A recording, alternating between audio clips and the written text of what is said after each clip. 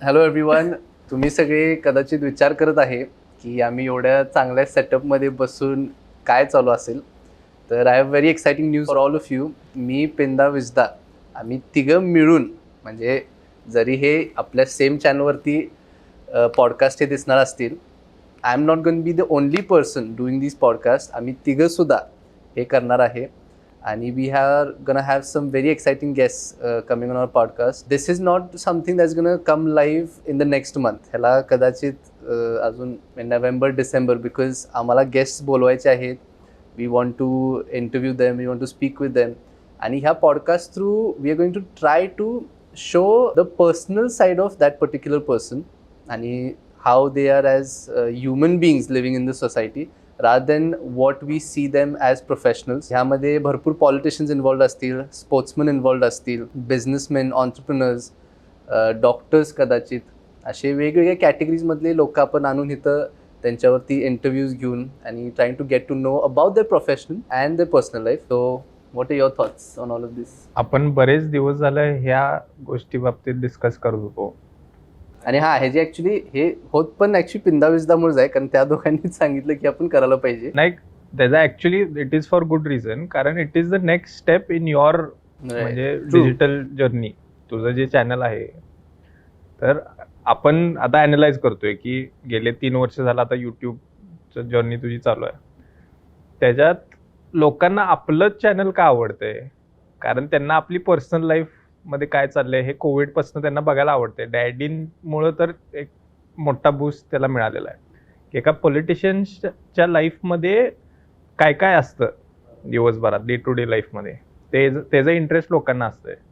आणि म्हणूनच हे जे नेक्स्ट स्टेप आहे, it will go deeper in to this concept. आणि एक्झॅक्टली ते जसं आता जग इव्हॉल्व्ह होतंय तसं आपले कॉन्व्हर्सेशन सुद्धा आपण केव्हा दाखवलेलं नाही आहेत. मला वाटतं तू 1-2 असं पॉडकास्ट स्टाईल ब्लॉग केलायस, पण ते फार कॅन्डिड असे हे होते. इथं बसून तू ऍक्च्युअल सिरियस डिस्कशन असेल, अदरवाईज सोसायटीच्या बेटरमेंटसाठी तुझे कॉन्व्हर्सेशन आज बाहेर करायला लागलायस, ते एका प्लॅटफॉर्मवर केलेलं लोकांना बघायला मला वाटतं इट विल बी फार मोर इंटरेस्टिंग. आणि आपल्या व्लॉग्स थ्रू आपल्या प्रत्येक इंडिव्हिज्युअलचा एक फॅनबेस पण क्रिएट झालाय. आता तुझा फॅनबेस आहे, तुझा आहे, मम्मीचा आहे, आयडीचा आहे, बांड्याचा आहे. त्यामुळं इट्स व्हेरी एक्साइटिंग. सो आजचा म्हणजे आपल्या ऑडियन्सला सांगायला हरकत नाही की हे एक टेस्ट राऊंडच चालू आहे. Mike testing 1 2 3 1 2 3. फक्त एक टेस्ट की before we call our guest how everything is gonna turn out, ह्यासाठी चालू आहे. नाही, ऍक्च्युली सजेशन्स पण घेऊया. म्हणजे we are doing this, what are your suggestion? Because it is like you said अजून 2-3 आठवडे, महिनाभर लागणार आहे. असं पण एक हे ठेवायला पाहिजे की तुझ्या युट्यूब थ्रू तू ऑप्शन्स द्यायला पाहिजेस की who would you like to see more. हो, 100%. Would you like to have a conversation with what sort of questions. मी त्या ह्याच्यात थोडंसं प्लॅन केलंय की whenever a guest comes on a show, आपण त्यांना एक मराठी कोल्हापुरी स्लँग शिकवायचा, ते एक आपण करायचं. we'll also get them signed something on a few things which will also give away to the audience. तर असे पण आपल्या पॉडकास्टबद्दल युनिक काय राईट की वी डोंट जस्ट इंटरॅक्ट, पण आपण त्यांच्यानं काहीतरी घेतोय which we will give to our followers and our audience. तर असे पण जर कुणाला आयडियाज असतील तर प्लीज लेट अस नो. आणि ओव्हरऑल जसं विस्ताने सांगितलं की या पॉडकास्टबद्दल काही सजेशन्स असतील, तुम्हाला कुठले स्पेसिफिक गेस्ट तुमच्या डोक्यात आहेत, इन्फ्लुएन्सर्ससुद्धा इथं आपण भरपूर आणणार, तर त्या सगळ्या संदर्भात your always more than welcome. आणि आजचं डिस्कशन आहे की आपण तिघांनी Q&A हे एकदाच केलंय आपल्या चॅनलवरती, दुसऱ्यांदा केलं ते आपण टाकलंच नाही ते तिथंच आहे काय? आता हे ऍक्च्युली ऑफिशियली तसं सेकंड आपलं Q&A आहे. राज्यसभा झाल्यानंतर आपल्या तिघांच्या पर्सनल लाईफमध्ये काय काय बदललंय आणि आपल्या फॅमिलीसाठी काय काय बदललंय हे आपल्याला थोडंसं आज डिस्कस करायचं आहे. राज्यसभा झाल्यापासून म्हणजे it is night and day म्हणेन. किंवा राज्यसभा झाल्यापासून नाही, राज्यसभा व्हायच्या एक तो 10-15 डे जर्नी, आणि त्या दिवशीपासून आजचा दिवस आहे की आपल्या इंडिव्हिज्युअल लाईफमध्ये सुद्धा फार फार बदल आलेला आहे. आणि ते बोलत असताना डॅडींचं सुद्धा जे 2014 ते 19ची जी खासदारकीची जर्नी होती आणि आत्ताची 1 वर्षाची जर्नी हे सुद्धा फार फरक आहे. कारण आत्ता सत्ताधारी पक्षामध्ये काम करत असताना आणि त्यांना एक बघण्याचा दृष्टिकोन लोकांचं संपूर्ण राज्यामध्ये एक वेगळं निर्माण झालंय असं मला वाटतंय. आणि the response he is getting from the places he is travelling to, म्हणजे मला खूप डिफरन्स वाटतो. डॅडींचा स्वभाव काहीही चेंज झालेला नाही. ते खासदार नसताना पण तसेच आहेत, खासदार असताना पण तसेच आहेत.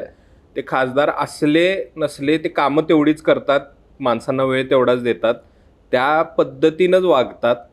आणि जे काय डेव्हलपमेंटल ॲक्टिव्हिटी असेल, मला आता खासदारकी हे पद हे बरेच जण प्रतिष्ठेसाठी वापरायचा प्रयत्न करतात. बऱ्याच जणांना मी खासदार होऊ शकतो, मला खासदारकी पाहिजे अशासाठी हे. पण डॅडींचं एक मला चांगलं काय वाटतंय की त्यांनी फोकस डेव्हलपमेंटल ॲक्टिव्हिटीवर आहे.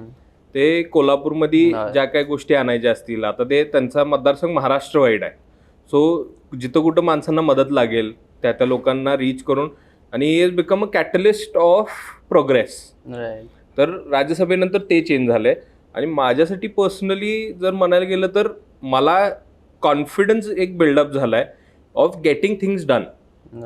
की we can get in to a lot of rooms where you have that access, आणि आपले आयडियाज ओव्हरऑल आपल्या बरोबर लोक असणारे त्यांच्या आयडियाजना आपण कुठं ना कुठंतरी प्रोत्साहन देऊ शकतो असं मला दिसून येत आहे. टू दॅट पॉईंट मी रिसेंटली पण जे लेन्सिया रोजारियोच्या पॉडकास्टवरती गेलो होतो तिथं पण I said the same thing की we have access to so many people because of डॅडीमुळे आपल्याला किती लोकांना ॲक्सेस आहे की आपल्याला कुठल्याही क्षेत्रात काहीही करायचं असेल तर आपल्याला एक हेडस्टार्ट त्यांच्यामुळे मिळू शकतो. बरोबर. And definitely. आणि हे पॉडकास्टिंग सिरीज चालू करण्याचं कारण तेच आहे की आपण आता तू सुद्धा कित्येक लोकांना भेटतो मुंबईला. आता एव्हरी मंथ युअर हिअर, दादा आता फिरत असतोय पुणे मुंबई. आपण एवढी लोक भेटतोय ह्या क्षेत्रामधली आणि त्यांची स्टोरीज फार युनिक आहेत. प्रत्येकाची स्टोरी वेगळी असते आणि ते मला तर वाटते आपल्याला जसं त्याबद्दल एक हे वाटतंय, आदर वाटतोय त्यांचा, तसंच ऑडियन्सेसना पण ते फार एंटरटेनिंग वाटणार आहे. राज्यसभा नंतर the biggest thing that change is विजदा बिंग द चेअरमन. आणि जशी चर्चा मला डॅडी राज्यसभेवर जाण्याचं जेवढी खुशी होती त्यावेळेस, I have seen dad become a member of parliament before, पण विशू जेव्हा चेअरमन झाला ते माझ्यासाठी त्याच्या पलीकडचं एक हे होतं. मला वाटते हे एक इन्साइट पण आपण लोकांना देऊया की ऍक्च्युली चेअरमन व्हायसाठी जी मी काय म्हणतोय पोस्ट आपण सगळं बोललोय आता, पीपल नो, चेअरमन पदासाठी नाव येणं हे जसं घडवून आलं, लेट्स टॉक अबाउट दॅट. कारण डॅडींना पण इनिशियली बरोबर आहे विजदा डोक्यात नव्हता. त्यावर फार म्हणजे देर आर सिनियर मेंबर्स बरोबर जे आपल्या ग्रुपमधले संचालक मंडळातले असे होते ज्यांना आपल्याला डॅडींच्या डोक्यात होतं की त्यांना आपण तिथे चेअरमन म्हणून, कारण डॅडी स्वतः तर होणार नव्हते हे ठरलेलं, ते फायनल झालं होतं. तसं काही नाही, मी जर झालं नसतं डॅडीच होती. सो डॅडींच्या डोक्यात होतं की आपण कोणाला तरी चान्स द्यायचा. एक्सप्लेन करतो की मला माहित नाही, म्हणजे मला सुद्धा माहित नव्हतं की माझी त्या पदावर निवड होईल हे मला माहित नव्हतं. लिडिंग अप टू इट, हे बोलायच्या आधी मी सांगतो माझं आणि ह्याचं कॉन्व्हर्सेशन झालेलं. मी ह्याला सांगत होतो, हे बघ काही जरी झालं तर तिथं पुश करायचं आहे आणि आपल्याला निवडणुकीच्या प्रोसेसमध्ये हेच. आणि मी म्हटलं चेअरमन हे, कारण की ही वॉज इंडिकेटिंग मला की नाही चेअरमन दुसऱ्यांना करूया, माझं पहिलंच हे आहे असं तसं हे. मी म्हटलं तसलं काय आपण काय हे करायचं नाही. जर आपल्याला संधी मिळत आहे, लोकांकडनं सभासदांकडनं बोललं जात आहे, आणि त्यावेळी ते चालू झालं होतं की विश्वराजनीच चेअरमन झालं पाहिजे because he was putting in the effort, he was putting in the work. त्याच्यामुळे आमच्या दोघांचं कॉन्व्हर्सेशन झालं आणि हा म्हणतो नाही वेगळ्याला करायचं. पण त्यावेळी मी पण असं हे केलं की बाकी नाही, त्याला सर्टन इन्सिडेंट झाले. मी 3-4 वर्ष झालं जातच होतो मी कारखान्यावर, पण माझे सुद्धा इतर बिझनेसेस होते. आपला PVKचे बिझनेसेस आहेत, कोल्हापूरचे आहेत, तर मी ते हँडल करत होतो आणि मी सायमल्टेनियसली कारखान्यावर जात होतो. पण माझा हेतू केव्हाच नव्हता की मी म्हणजे आता मला इथं एक पद पाहिजे, मला कारखाना पूर्ण सांभाळायला पाहिजे, माझा असं कधी विचार सुद्धा आलेला नव्हता. आणि ऑब्व्हियसली ज्यावेळेस कारखाना थोड्या अडचणीच्या फेजमध्ये जात होता, मला जास्त रिस्पॉन्सिबिलिटी ओढून घ्यावी लागली. त्यात मे बी डॅडींना काय तर दिसलं असेल की माझ्यात क्षमता आहे की अडचणीच्या काळात जर मी हे सांभाळू शकतो, बघू शकतो, तर मे बी माझ्यात चांगले ते दिवस येतील पोटेन्शियल. तेव्हा. आणि मी म्हणतो डॅडींच्या डोक्यात शेवटपर्यंत नव्हतं, म्हणजे हा चेअरमन झालेल्या दिवशी पण डॅडींच्या डोक्यात तसं तिथल्या नव्हतं. म्हणजे लोकांनी actually सभासदांनी केलं ते, काय बाकीचं 4 महिने आधी, इलेक्शन व्हायच्या 4 महिने आधी आपल्या महाडिक शेडवर एक डॅडी दरवेळेस एक विचार विनिमय बैठक घेतात, कुठली सुद्धा निवडणूक असू दे. तर कारखान्याच्या निवडणुकीत सुद्धा विचार विनिमय बैठक. तर त्यावेळी सुद्धा जवळजवळ अशी 1500-2000 लोक आली होती, आपलं शेड भरलं होतं. आणि त्यावेळेस पर्यंत माझं प्रोसेस कसा होता की बसलोय ना आता आपण स्टेजवर बसतोय, तर मी कायम डॅडींच्या पाठीवर बसायचो किंवा फर्स्ट, सेकंड और थर्ड रो मध्ये बसायचो. मी हेच माझी सवयच होती त्याविषयी, कारण बरेचसे मोठी लोक आपल्या भीमा परिवाराची बसायचे, सगळे बसायचे, मी पाठीवर बसलो असायचो. आणि विचार विनिमय बैठकीमध्ये कसं होतं की एव्हरीवन गेट्स अ से, म्हणजे प्रॉपर असं लोकशाही असल्यासारखं सगळ्यांनी आपलं मत मांडायचं आणि मग एंडला डॅडी बोलतील. आणि जसं जसं लोक प्रत्येक गटातनं बोलायला उठत होते, तर म्हणजे 8 out of 10 टाइम्स ते म्हणत होते की विशुभाईला आता संचालक करायचं, विशुभाईला चेअरमन करायचं. मी पाठीमाग बघून असं माझं तोंड झालेलं, म्हणजे माझं का नाव घेत असतील, म्हणजे मी येतोय कारखान्यावर, येतोय, काम करतोय. मग त्या मोमेंट मध्ये अजून असंच होतं की डॅडीच चेअरमन होणार, डॅडी चेअरमन होणार किंवा it might go to a senior member. पण कारण मला पॉलिटिकल इंटरेस्ट असे काय नव्हते, आणि हे सहकारी कारखाना असल्यामुळं निवडणूक लढवावी लागते. बरोबर. माझ्यात तसे काय अँबिशन नव्हती की निवडणूक आता लढवायची आणि जिंकायचं. ते प्रोसिजर मध्ये बघायला गेलं तर आपल्या तिघांमध्ये सगळ्यात शेवट नंबर कोणाचा लागला असता. तर विषय होता, पण तोच त्यांनीच पहिली म्हणजे मी निवडणूक लढवली. आधीपासून आय हॅव बीन, माझ्या फ्रेंडला सुद्धा सांगताना, मी खासदार धनंजय महाडिकांचा मुलग्यापेक्षा मी उद्योगपती धनंजय महाडिक आहेत त्यांचा मुलगा आहे. मला उद्योगात रस आहे, तर माझ्यासाठी सुद्धा शॉकिंग होतं. आणि मग मला वाटतं डॅडीनी ज्यावेळेस माझी ती पॉलिटिकल साईड सुद्धा बघितली, कारण आपल्याला जमतंय ते, आपण जेव्हा निवडणुकीच्या रिंगणात उतरतोय तर ते सुद्धा जमतंय आपल्याला, इट कम्स नॅचरली. बरोबर. तर त्यावेळेस मला माहित नाही कुठल्या स्टेजला डॅडीने ठरवलं की आता ह्याला चेअरमन करूया, कारण त्यांचं डिसिजन होतं. त्यांनी, मला आठवतंय की चेअरमन निवडीच्या आदल्या दिवशी संचालकांना सुद्धा बोललेलं, आणि त्यांनी सांगितलं आपण विशूला चेअरमन करायचं, आणि सगळ्या संचालकांनी एकमताने तिथं होकार दिला, आणि नेक्स्ट डे पण तसंच सह्या सुद्धा केल्या. तर मला माहित नाही व्हॉट पॉइंट ही डिसाइडेड, पण I would like to know, म्हणजे मला डॅडीने कधी तर बसून सांगावं की ह्याच्यामुळे तुला केलं, पण आपण आपले ते कॉन्व्हर्सेशन डॅडीन बरोबर होत नाही. पॉडकास्ट मध्ये आणलं विचार. त्यानंतर another exciting, the most exciting thing, Amarendra. आता 1 वर्ष झाला अमरेंद्रला, आणि I still remember the day of his birth as if it was yesterday. मला अजून तो डॅडींवरचा फोटो, देशातच नव्हता, होय ते तर नव्हताच, पण डॅडींवरचा तो फोटो, आपण सगळे होतो तिथं. आणि जेवढं ते नॉटी झालाय तेच सगळ्यात महत्वाचं. म्हणजे आता मी पण हे 4 दिवस जे जाऊन आलो बाहेर देशात, तो आता 1 वर्षाचा आहे आणि 4 कंट्रीज, 3-4 देश फिरून आलाय. पण ही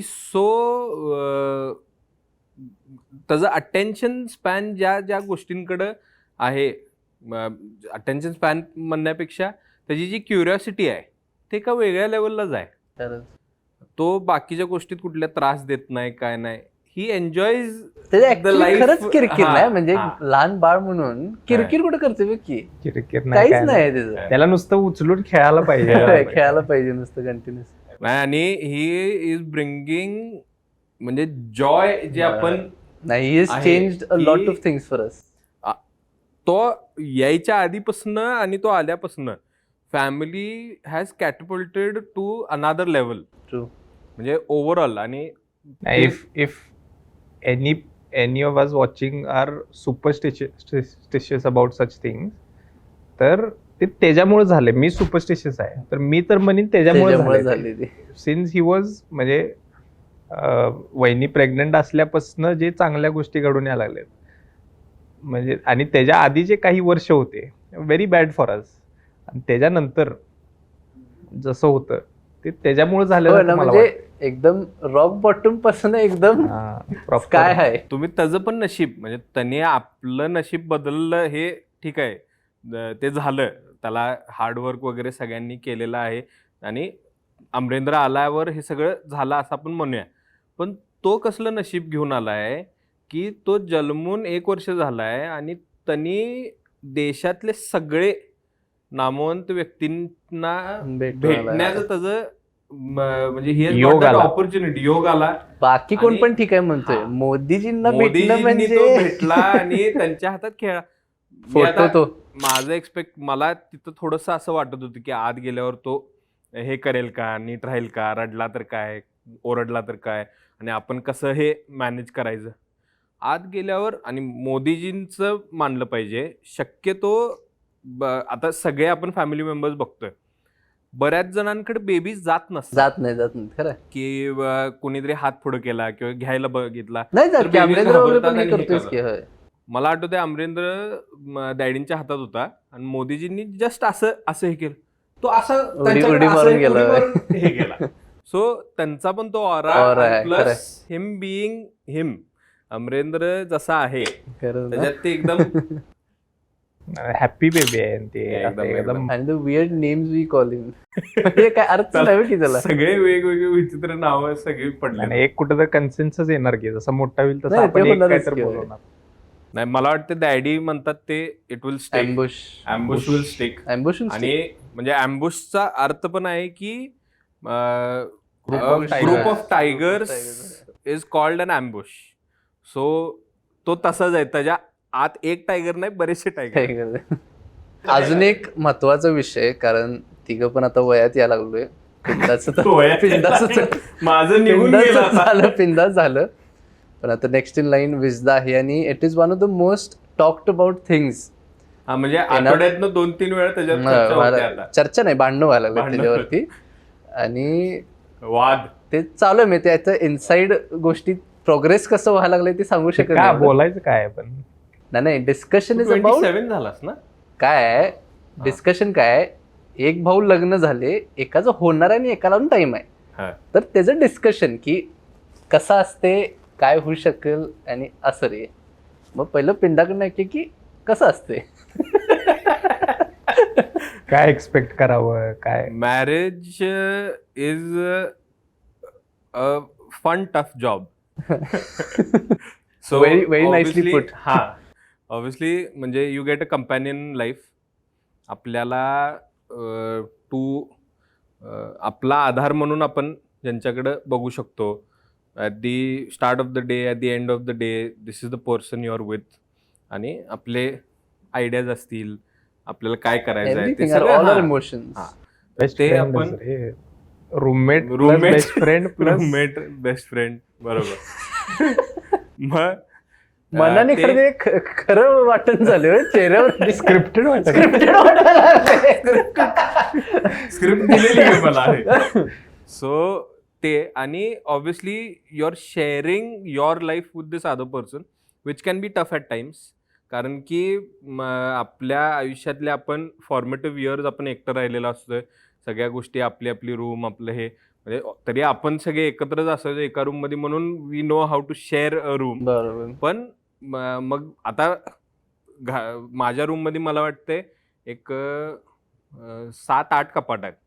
माझा अर्धच आहे, बाकीचं सगळ्या ह्याच्यात सामान वैष्णवीचं लागलेलं आहे. सो त्यात ॲडजस्टमेंट, आपल्या बाकीच्या सगळ्या गोष्टींमध्ये छोटे मोठे ॲडजस्टमेंट आपल्याला करायचे आहेत. आणि अमरेंद्र झाल्यापासून तो आता फादर झालाय, तर आता ते म्हणतात ना with when you become a father you tend to be more wise and more असं. जस्ट डिसिजन मेकिंग मध्ये मला तर फार फरक पडलेला दिसतोय. Earlier it was carefree. म्हणजे आपण obviously jumping out of a plane also is fine, पण आता ते करत असताना असं वाटत विचार म्हणजे त्याचा विचार करून मी सगळं करायला जातोय. आता सुद्धा जेव्हा मी ट्रॅव्हल केलं, सो आधी आपण गेलो असतो तर ऍडव्हेंचर ऍक्टिव्हिटी जास्त करतोय आपण. म्हणजे मला आठवतंय आपण ऑस्ट्रेलियाला गेलेलो तेव्हा बंजी जम्पिंग करण्यापासून बाकीच्या सगळ्या गोष्टी विच वर फ्रँकली व्हेरी डेंजरस, पण आपण ते करत होतो. आता obviously it has changed in to की बाबा अमरेंद्र आहेत, त्याला घेऊन आपण काय करू शकतो, त्याच्याबरोबर हे गोष्ट एन्जॉय कशी करू शकतो, तर त्याला. आणि ऑब्व्हियसली तो मोठा झाल्यावर मग ते परत चालू होणार की जम्प आउट ऑफ एअर आणि गो ऑन बाईक राईड. तो जोपर्यंत एज मध्ये येणार तेव्हा आपण सुद्धा बऱ्यापैकी चाइल्डिश वागलं पाहिजे. बरोबर होणार. माझं तर काय, मी 25 आहे, मला तर तुझ्या अजून 12-13 वर्षांनी ते नाही ते होणार. तो जेव्हा ते म्हणजे डुईंग फन ऍक्टिव्हिटीजच्या एज मध्ये येणार तेव्हा सुद्धा आपण ऍक्टिव्हली पार्टिसिपेट करणार त्यात. बरोबर. आणि अमरेंद्रचा एक important point we missed out on, his interest in football. होय, तो ऑलरेडी जसा खेळायला लागलाय. आणि मी त्याला आम्ही एअरपोर्टवर होतो, मला आठवतंय त्याला असं खेळायचं होतं आणि त्याचा बॉल वगैरे काय एअरपोर्टवर नव्हता त्यावेळेस, तर मी अशी जस्ट बॉटल अशी ठेवली आणि त्याला असं हाताला धरलेलं आणि त्याला म्हणलं किक. त्याला ते कळतंय आता की तो असं चालत आला किक मारला ना. म्हणजे अशी प्रॉपर फुटबॉल खेळतो तो, म्हणजे प्रॉपरली किक करत होता. आणि what I am most excited about, म्हणजे फॉर अवर किड्स इव्हन, की आपण जेव्हा आता इंटरनॅशनली स्पोर्ट्स खेळायला गेलो तेव्हा भरपूर नॉलेज नव्हतं किंवा काहीच माहित नव्हतं.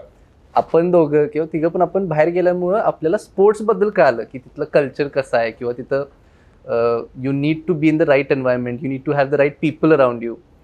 आणि they will have that privilege. Internationally जेव्हा ते स्पोर्ट्स खेळायला जातील, they will have a big head.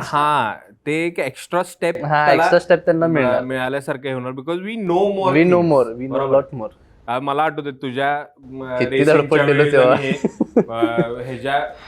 ह्याचं ते ओर्लँडोचं हे होतं, नाही ओर्लँडोचं नाही, ह्याचा तुझं वर्ल्ड चॅम्पियनशिप कुठल्या सिटीमध्ये होती? न्यू ओर्लिन्स मध्ये चॅम्पियनशिप होती. आणि तिथं गेल्यावर मी नेमका त्यावेळेस व्हेजिटेरियन होतो. French fries. मग ते एका रेस्टॉरंटला जाऊन तिथं काय व्हेजिटेरियन मिळतच नाही, but now we know how to access things, now we know where to go आणि त्या सगळ्या गोष्टी. सो इट विल चेंज आणि it will change for the better. त्याला ज्या टाईपची फॅसिलिटी आता अवेलेबल होईल अमरेंद्रला म्हणा किंवा इव्हन आवर चिल्ड्रन, त्याच्याने आपल्याला देशासाठी पण काहीतरी ते करतील चांगल्या पद्धतीने प्रयत्न करूया. मोटर रेसिंग मध्ये करावं असं वाटतं. अमरेंद्र स्पेसिफिकली मी सांगतो, त्याला जर फुटबॉल मध्ये खरंच इंटरेस्ट डेव्हलप झाला की नाही, आय थिंक इंग्लंड एक टीम स्पोर्ट आणि एक इंडिव्हिज्युअल स्पोर्ट. तू नेहमी इंडिव्हिज्युअल स्पोर्टला आपल्याला भर द्यायलाच पाहिजे, because then you can't blame anyone else. आणि हे मला डॅडींपासूनच आपल्याला हे आलं. त्यांनी बऱ्याचशा गोष्टी हे सांगताना ते कुस्ती करायचे, त्यांनी टीम स्पोर्ट्स जास्त असे हे केले नाहीत. आपल्याला टीम स्पोर्ट्स खेळवले, पण आपल्याला नेहमी त्यांनी सांगितलं की choose one individual sport, because it is you against you. म्हणजे if you have perform at your, म्हणजे तुझ्या अबिलिटीच्या बेस्ट तू जर परफॉर्म केलायस तर nothing else can beat you. बरोबर. अशा त्यांनी आपल्याला तयार केलं. मग ते एक अमरेंद्रसाठी आपण ठेवायचं. तो स्पोर्ट्स ट्राय करणार, सगळे स्पोर्ट्स तर खेळायलाच पाहिजे, ते तर आहे. त्यातलं कुठला चूज करेल ते त्याचं. आता जसं मी सांगितलं की this is only a test in trial episode of whatever we are going to be doing in the future. त्यामुळे लास्ट सेगमेंट मी असे थोडे क्वेश्चन्सचा सहज काढलेला. रॅपिड फायर तू काही कॉफीत करायला असेच सहज questions. Question number 1 is, if you could speak any language fluently, which language would you? Spanish. Mandarin. Why? हे पण बोला. Spanish why? Spanish is the second most spoken language in the world. त्याच्यामुळं मला lots of access परत again लोकांशी conversations करता आले असते. It would have help to with lot of work also. आणि आय थिंक की ती language it sound very beautiful. खरं आहे. It sound very nice. हा. The language sound very nice. ते पण एक चांगलं झालं असतं. Mandarin is one of the most Chinese. Complicated languages. It is one of the most complicated language to learn. आणि हे एशियन पीपलचं तुला माहितीये ना की म्हणजे एशियन कंट्रीचे जे लँग्वेजेस असतात त्याच्यामुळे त्यांना मॅथमॅटिकल अबिलिटी मध्ये सुद्धा भरपूर हेल्प होते. हा. जसं ते शिकवतात त्यांच्या लँग्वेजमध्ये त्यामुळे तर it is good for overall development कारण त्यांचे वोकॅबलरी ऐकायला कसलं तर वाटतंय रे. मला खरंच विचित्र वाटतं. तुझं काय? माझं पण वाटतं हिंदीच आहे. हिंदी येते की? नाही, हिंदी पण fluently. I want to be Urdu Hindi. नाही उर्दू हिंदी आणि जे वोकॅबलरी आहे हिंदीचं ते I want to be strong in that part. ते तू होऊ शकतो. तेच की मला ते मी शिकतच आहे. तेच मला करायचं आहे. इफ यू कुड have any job for a day what would it be? Any job for a day you can do. Intellectual. Any job for a day. नाही पिक्चर सारखं असं फन नाही तसं फन जॉब. फन असं एक दिवस असं काय तर to learn something new anything. Good question हा. म्हणजे nice question. Any job for a day. I think I'd like to work somewhere someplace where there might be animals. म्हणजे ॲनिमल्स रिलेटेड काय तर एखादं जॉब. आय डोंट नो म्हणजे something like feeding a tiger. म्हणजे how is that done असं शिकण्यासाठी. Zoo मध्ये how do they feed animals असं काय तर.